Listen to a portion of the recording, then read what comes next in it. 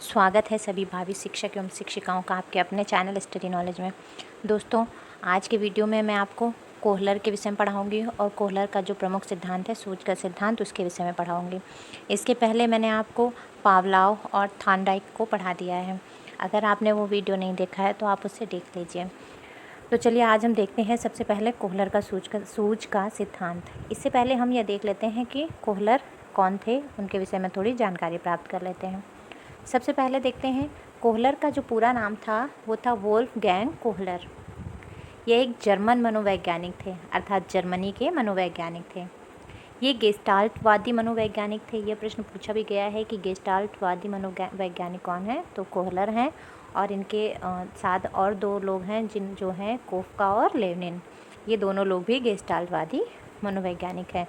और अगर पूछा जाए कि गेस्टाल्टवाद की स्थापना किसने की थी, तो वर्दीमर कहीं कहीं लिखा होता है या वर्दहाइमर। तो वर्दहाइमर ने गेस्टाल्टवाद की स्थापना की थी।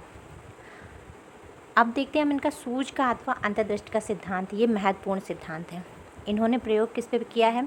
चिंपैंजी पे प्रयोग किया है, बंदरों पे प्रयोग किया है। और जो इनके मुख्य प्रयोग है वो चिंपैंजी पे हैं और जिसका नाम था सुल्तान। ये प्रश्न पूछा गया है कि जो कोहलर ने किस जानवर पे अपना प्रयोग किया था और उसका नाम क्या था। तो कोहलर ने चिंपैंजी पे अपना प्रयोग किया और उसका नाम था सुल्तान। कोहलर के अनुसार सीखना या सूझ अचानक होता है, अर्थात अचानक ही हमें कभी कभी समस्याओं का समाधान मिल जाता है। अब हम देखते हैं इनके प्रयोग के बारे में। कोहलर ने चिंपैंजी और बंदर आदि पर प्रयोग किए हैं। इनका प्रमुख प्रयोग सुल्तान नामक चिंपैंजी पर था, जिसमें उन्होंने सुल्तान को एक पिंजरे में बंद कर दिया और पिंजरे की छत से केले लटका दिए। पिंजरे के अंदर दो छड़ियाँ, एक छोटी व एक बड़ी, रख दी जो एक दूसरे से जोड़ी जा सकती थीं। सुल्तान ने बारी बारी से छड़ियों द्वारा केलों को गिराने का प्रयास किया, परंतु असफल रहा और निराश होकर बैठ गया। परंतु केलों को प्राप्त करने की समस्या मन में बनी रही। फिर वह छड़ियों से खेलने लगा।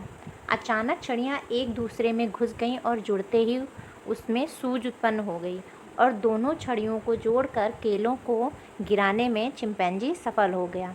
दूसरी बार वैसी ही समस्या आने पर सुल्तान ने एक ही बार में हल निकाल लिया, अर्थात एक ही बार में उसने छड़ियों को जोड़ा और केले प्राप्त कर लिए। अर्थात इन्होंने जो अपना प्रयोग किया, चिंपैंजी जिसका नाम सुल्तान था, उस पर इन्होंने पहला प्रयोग किया। उन्होंने चिंपैंजी को एक पिंजरे में बंद कर दिया और उस पिंजरे में ऊपर जाल सा था और उस पर उन्होंने केले लटका दिए और उस पिंजरे के अंदर दो छड़ियाँ रख दी, एक छोटी छड़ी और एक बड़ी छड़ी। और वो दोनों छड़ियाँ आपस में जोड़ी जा सकती थीं और उन्हें जोड़ने के बाद ही उन केलों तक पहुंचा जा सकता था। चिंपैंजी ने एक एक छड़ी से कोशिश की और वो केले नहीं उतार पाया, लेकिन कुछ देर बाद वो उन छड़ियों से खेलने लगा और खेलते खेलते अचानक वो छड़ियाँ जुड़ गईं। छड़ियाँ जब जुड़ गईं तभी उसके दिमाग में एक सूझ आई। उसने सोचा इन छड़ियों से अब मैं केले निकालता हूँ और उसने ऐसा ही किया और वह सफल हो गया। अब जब दूसरी बार वापस उसको पिंजरे में बंद करके वही समस्या पुनः दी गई, अर्थात उसी तरह पुनः केले लटकाए गए और दो छड़ियाँ रखी गईं, तो चिंपैंजी ने पहले ही प्रयत्न में सफलता प्राप्त कर ली। तो इसी प्रयोग के द्वारा कोहलर ने यह सिद्ध किया है कि जो सूझ है वो अचानक होती है, अर्थात किसी चीज़ को सीखना या समस्या का समाधान अचानक मिलता है। अब हम देखते हैं कोहलर के इस सिद्धांत को निम्नलिखित नामों से भी जाना जाता है। नंबर 1, अंतर्दृष्टि या सूझ का सिद्धांत।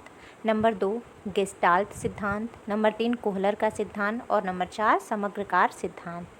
अर्थात इनमें से कोई भी नाम देख के आपसे पूछ सकता है कि यह सिद्धांत किसका है, तो आपको बताना होगा यह सिद्धांत कोहलर का है। दोस्तों, अगर आपको यह वीडियो अच्छा लगा हो तो इसको लाइक करें, चैनल को सब्सक्राइब करें और अपने दोस्तों के साथ शेयर करें।